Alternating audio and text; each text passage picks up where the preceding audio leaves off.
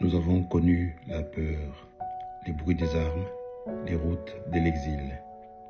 Nous avons vu des enfants devenir adultes trop tôt, des regards vidés, des rêves brisés. Aujourd'hui, ça suffit. Nous ne voulons plus compter les morts. Nous ne voulons plus d'enfants orphelins. Nous voulons la paix. Pour eux, pour demain, pour la vie.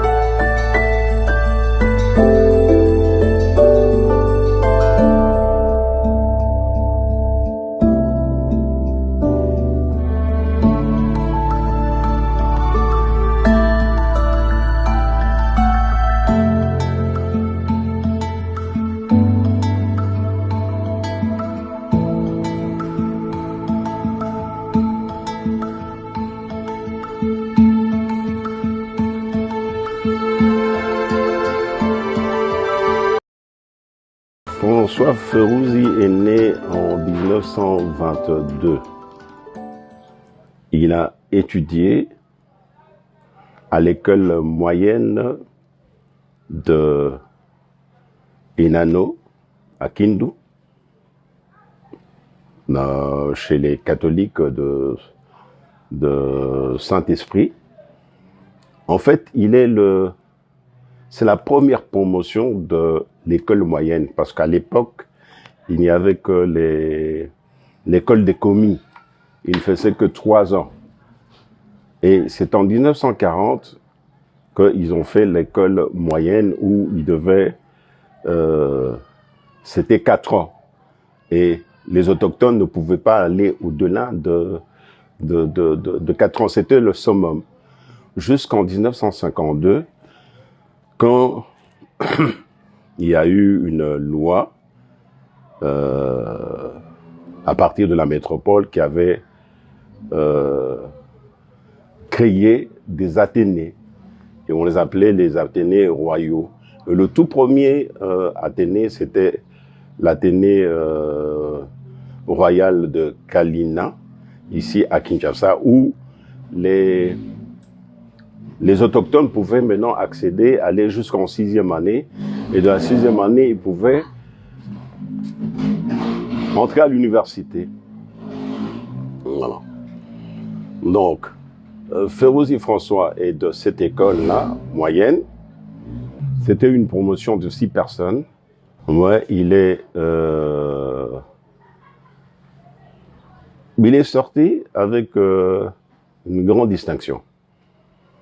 Et à l'époque, la colonie avait tout ce qui avait terminé à cette époque-là. On les avait aiguillés dans l'administration coloniale, dont il y a Bernard Kingombe. Lui, il était chef de centre de la ville de Kindu. Et François Férouzi, lui, il avait été envoyé à Goma, où il était le tout premier chef de centre extractumier de Goma. Goma qui n'était pas sa région d'origine, en fait, ouais. Mais ça faisait partie ce qu'on appelle aujourd'hui le Grand Kivu. Il a été là. C'est pourquoi je vous dis que moi, je suis témoin des dernières heures de la colonisation. Il y a peut-être une anecdote. En 1955, quand le roi Baudouin avait fait une tournée dans tout le pays, il est passé par Goma et c'est ma grande sœur, Georgette Férouzi, la mère d'Édouard et d'Albert Mokloumani, qu'il avait fleuri avec une autre fille, une Belge, hein, une Blanche. Ouais. Il a été chef de centre jusqu'à avant l'indépendance. Après l'indépendance, l'administration coloniale l'avait envoyé comme directeur général de la Cobelmine, la mine des Grands Lacs, à Kamituga, où il avait travaillé, je crois, pendant 3 ans. Et quand il y avait eu les Provincettes, Férouzi François, il a été rappelé par le gouvernement provincial comme directeur des affaires politiques, administratives et judiciaires au gouvernement du Maniema. C'est ainsi. Et malheureusement, quand il y avait eu beaucoup de troubles à l'époque là, avec la rébellion monéliste qui avait été concoctée par, à l'époque, c'est ce qu'on nous disait quand j'étais tout petit, que c'était la Chine de Mao. Parce que Mao disait que celui qui va diriger le Congo, à l'époque, il va diriger le monde entier. Et c'est vers le 21, le 21 juillet 21 juillet 64, qu'on avait appris que ces gens-là, les rebelles moulélistes, étaient arrivés à Kindu, venant de Uvira via Kasongo. Et le 22,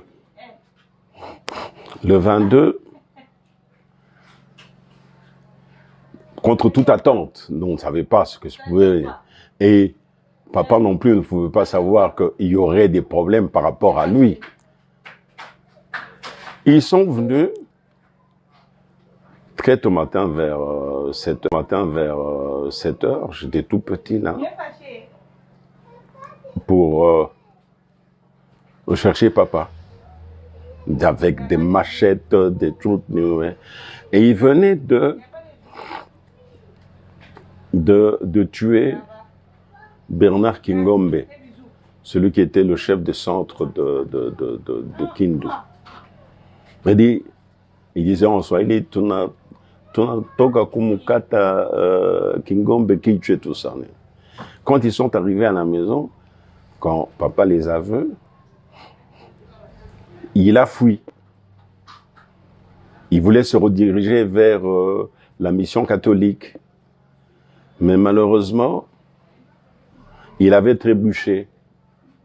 Et quand il a trébuché, celui qui était témoin de cela, c'est mon grand frère Valentin, Valentin Férouzi. Lui, il avait vu ça. Quand il est tombé, ils lui ont donné un coup de machette au niveau de la nuque. Et il est tombé là, et il parlait, la tête disait « mes enfants, mes enfants ».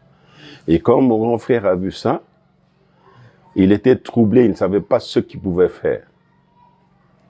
Qu'est-ce qu'il a dit? Il est allé voir la grand-mère, c'est-à-dire la mère de Férozi François, du nom de Zaïna, Elisabeth. Il est allé lui dire, voilà, on vient de tuer papa. Et sa mère était dans tous les états, elle dit, mais c'est pas possible. Et ces rebelles ne voulaient pas que... Ils avaient interdit à tout le monde de pleurer.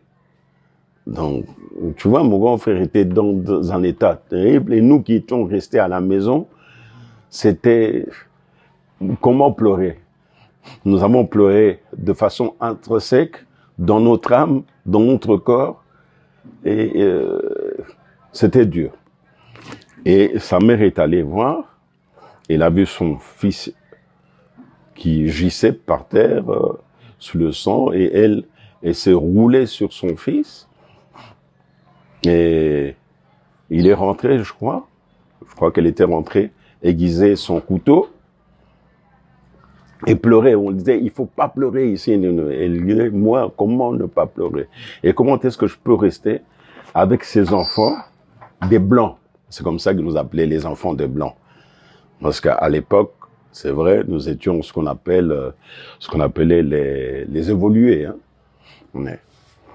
Et quand il est arrivé, il a aiguisé, il a donné un rebelle, et ce rebelle l'avait tué aussi, l'avait zigouillé. Vous voyez que en ce jour-là du 22 juillet 64, j'en pleure même jusqu'aujourd'hui, hein. Nous avons perdu 2 de la famille. Férozi François et avec sa mère, ils sont tous morts le même jour. C'était terrible pour nous qui avons connu autre chose là. Alors c'était la galère.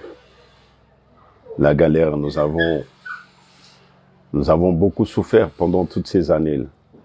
Et qu'est-ce qu'il y avait eu? En fait, ces rebelles, c'est peut-être des règlements de compte. Ils ont tué en moins de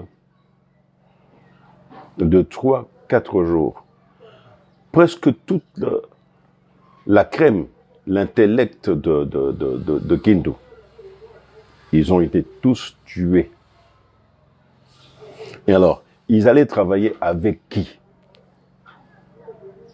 Je ne sais même pas pourquoi ils avaient fait cela. Quel était leur objectif? Quelle était leur motivation pour pouvoir tuer toute la crème de Kindu? Ils allaient travailler avec eux. Et c'était dans ce climat de méfiance, ce climat de terreur, de peur, que les rebelles étaient là à Kindu jusqu'à ce que ils ont été délogés parce que toutes les semaines, il y avait on ne pouvait pas rester en paix. Hein. Je me rappelle, je n'avais que 10 ans. Ouais, près de 10 ans. Je n'avais pas encore 10 ans, là. C'était dur. Jusqu'à ce que l'armée régulière, loyale, était venue les déloger. Mais ils avaient fait la terreur. Est-ce que il y a des gens qui étaient avec eux? Peut-être, oui. Ce sont peut-être les délinquants. Mais la crème intellectuelle n'était pas avec ces gens-là. Et le peuple n'avait pas été d'accord avec ces rebelles. Bon. Les jours ont passé, hein. Et aujourd'hui, nous avons grandi dans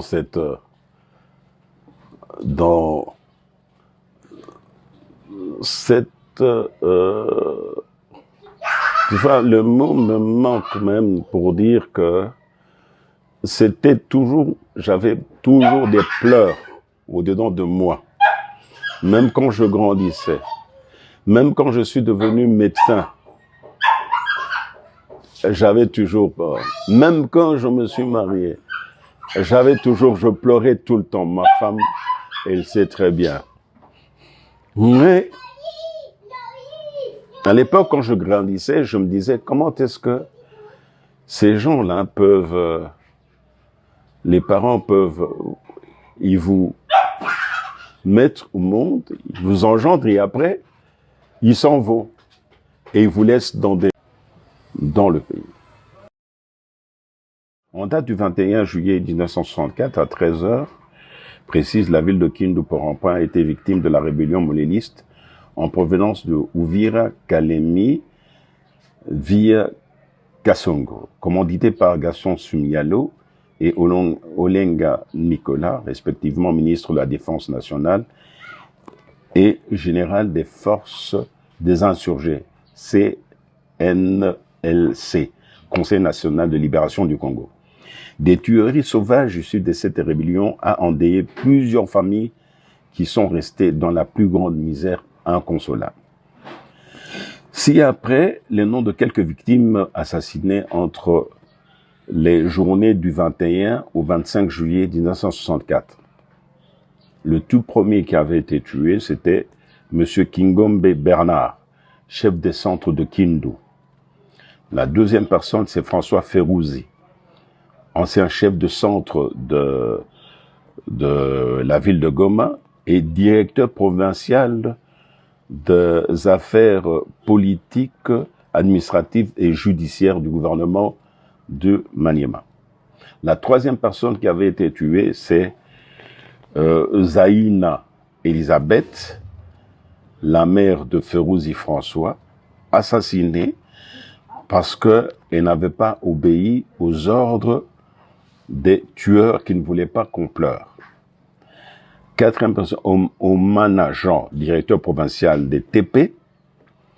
5. Weichi Victor, inspecteur provincial de la police, qui avait été trahi par son propre père.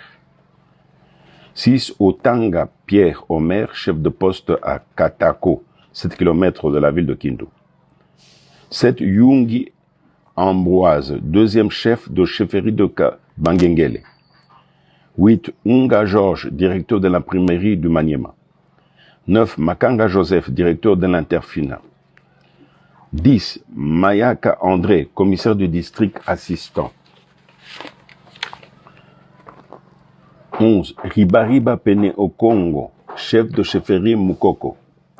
12. Ribariba Ramazani, commerçant à Lokando. 13. Ribariba Chabani, administrateur assistant. 14. Saïdi Gaston, directeur de la compagnie du chemin de fer CFL. 14. Ribariba Adolphe Mousselemo, commissaire de police. 15. Thomas Valère, grand commerçant à Kindu. 16. Lolo Ngalonga Mele Esang, chef de groupement Senge à Katakokombe. 17. Victor Lopongo, responsable de service de l'hygiène. 18. Mwimbi David, premier attaché territorial à Kibondo en 1960. 19. Louis Okenge, directeur de Belgique. 20. Yana Zakari, administrateur territorial de la cité de Matapa. Rien que pendant la journée, les journées du, comme je l'ai dit là, du 22 au 25, il y a eu plus de 21 personnes qui faisaient la crème de l'intellect. Ouais. Et il faut noter aussi par après, il y a eu presque tous ceux qui avaient été dans les différentes promotions de la quatrième, de l'école moyenne. La plupart avaient été éliminés. Pourquoi? Et le pays, est-ce que la province pouvait marcher avec avec ce genre de choses? Je ne pense pas. Tout ceci nous ramène à ce que je crois que ce pays, c'est un pays qui a été choisi par Dieu, comme l'avait bien dit le prophète Kimbangu, sa préscience. Merci.